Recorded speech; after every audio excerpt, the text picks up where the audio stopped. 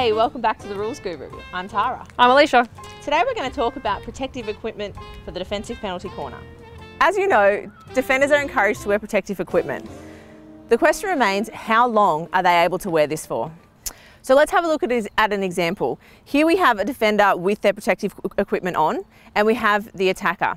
The ball hits the attacker's foot, they need to get out of the way straight away, and the defender with her mask still on can take this free hit. So Alicia, explain why we would allow the defender to take the free hit. If they're on the ball and they're ready to go, we want to encourage flow in the game, we want to encourage speed and not penalise that defender for wearing a piece of protective equipment during the play. So Alicia, what should happen once they've taken the free hit? The player on the ball can immediately take the free hit. They then need to remove any protective equipment, including the mask, and discard it across the back line.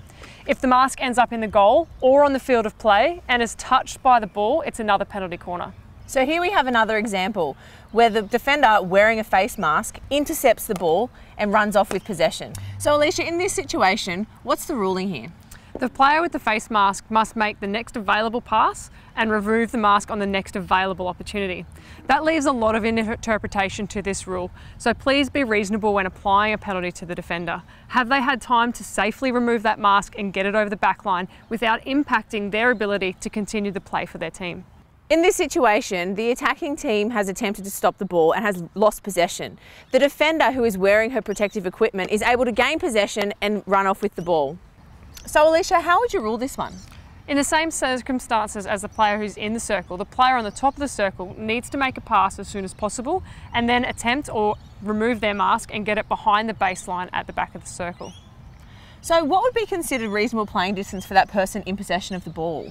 We would probably judge 3 to 4 metres and an available passing option. Again, it's an area of grey that as an umpire we need to be a little bit thoughtful on our defenders. So in summary, Alicia, there's been a bit of a change to this rule. Correct. In the past, the player on the ball had to take off their mask before taking a free hit.